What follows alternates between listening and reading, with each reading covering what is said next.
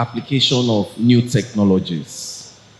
So today, for example, we have a platform that can actually handle trades and custody service, I mean the receipts of trade in terms of the post-trade things we do in multi-currency, multi-country form. We've not been able to use it because we've never needed it.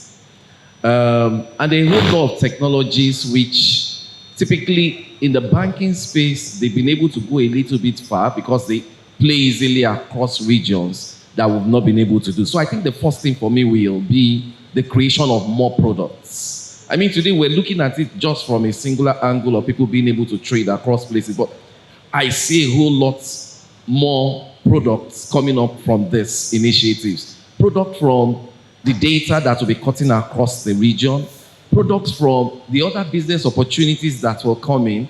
A lot of intermediary products will come up naturally.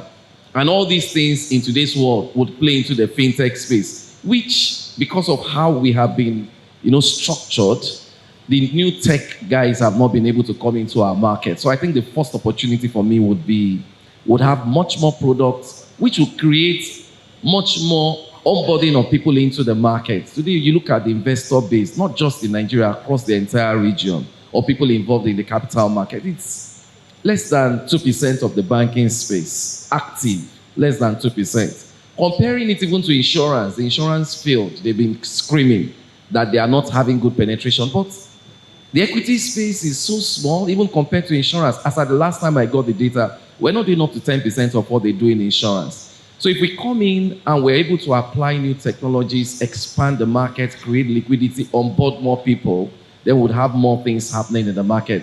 The second aspect for me will be in terms of insight into the real wealth base of this our region. We have a lot of funds that are outside the regulatory markets. A lot of funds, crowdfunding, a lot of things happening. And it hurts us, even though we are regulated, even though we are not involved, because people buy into them without knowing they are not regulated. Eventually, they lose their trust in the markets within the region. So expanding the region, allowing new tech people to come in, would be able to get on board some of the people who are shy of entering the market because they look at the size of the market. They look at the regionalization which they get on other platforms, which they cannot get. Regulations. Yeah, we've spoken about it earlier. Surprisingly, I'm the only operator, or at least who creates products, sitting down here at the moment. And the kind of factors we're talking about is have the right regulations in place. Now, if you have the right regulations in place, everything else will follow. Because what you find is information drives markets. And possibly just like one of the questions I asked today. I'll give you an example. A couple of years ago, the first US dollar mutual fund was created in this country. Now, at the last count, I think we have close to about 29 of them. If, for example, there's a fund manager and any Nigerian wants exposure to Ghana, they can either create a single currency product or they can create a product multi-currencies, of which each of them have shares. And I say that if you look at, in Dublin, for example, you'll have a unit trust that has a euro component, a sterling component, a dollar component, and so on and so forth. Now, it engenders that there have to be rules and regulations in place to ensure that that can happen. Currently, we don't. And it's possibly because it has not been brought to the fore of the regulators. Now, currently in Nigeria, we only have, as I said, Naira and dollars. But somebody might add to that fund an equivalent across. So what you need is the right rules and regulations. Now, when you drill down below that, as has been spoken earlier, harmonization of tax, harmonization of the rules and regulations themselves, harmonization of reporting.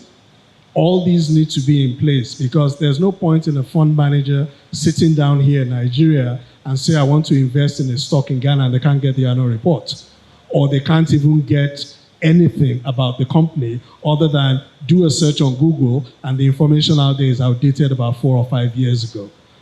So all these need to be in place. It might seem as if I'm talking about the problems or whatever, but to be honest, rules and regulations get updated all the time, and we need to start from somewhere to move on and ensure this is all successful.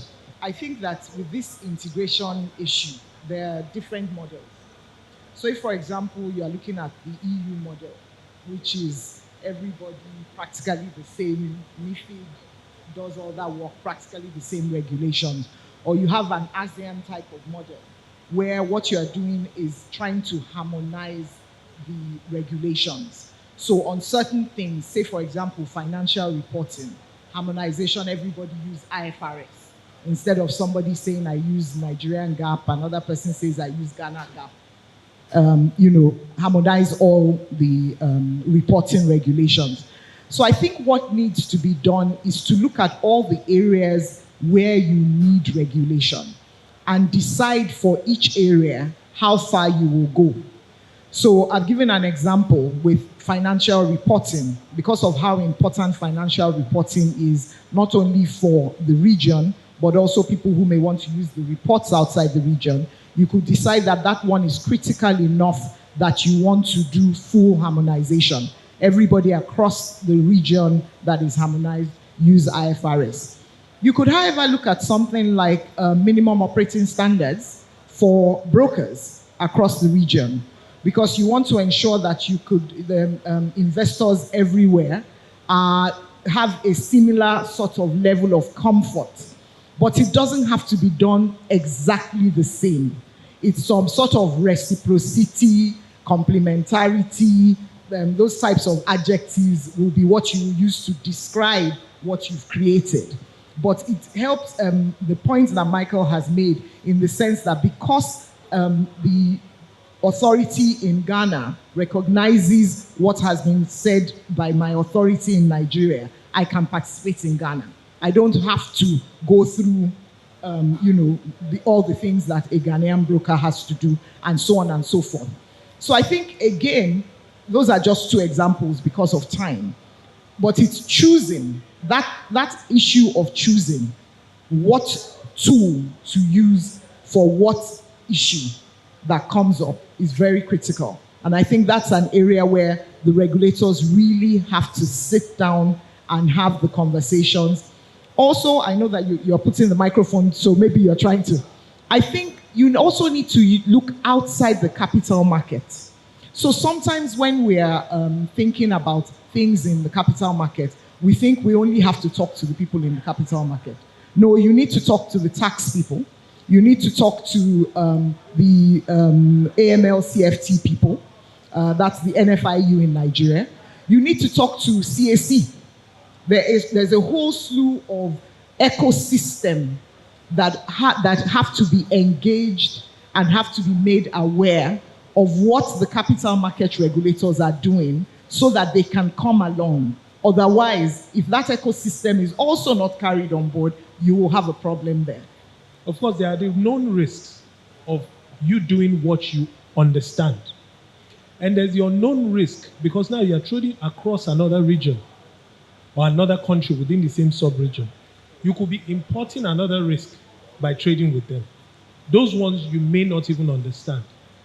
So now if I'm trading with Ghana, for example, you made a comment about the videos being available. I know Ghana is here represented. I've seen their reps as well. I'm not sure whether anyone from the UEMOA region is here, but I'm sure we have, it will be recorded and the messages will be passed across. So there are different levels of risk. Now, the CMOs or the operators or the investors' minds will need to be open to this, should I say, increased number of slew of risks. However, I don't think they will be distinctly peculiar to a region. I don't think so. It will be easier for you to deal with Ghana, understanding Ghana politics, understanding their own technological pace, than you sitting here and dealing with somebody on London Stock Exchange. Because the dynamics is a bit different. If in Nigeria, it follows the same rule of economics, they increase MPR in Nigeria and it changes the dynamics of the equities market. Whether in London, even the anticipation of it being increased can distort the whole market.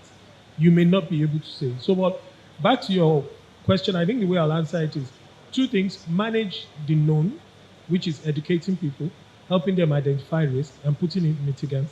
Then two, managing the the known, which is people knowing deliberately these are the risks, and they still go to, should I say, put investors' capital at risk or distort the system, put enough deterrence. And deterrence doesn't have to be a stick all the time. It could just be a delay, or it could just be forced education. Imagine somebody doing something wrong, and instead of penalizing you, I said, okay, your punishment is to make sure you do 6 modules relating to risk trading across Africa, and you must pass with a minimum score of 98%, or else you won't trade. I mean, those are like different things you could do.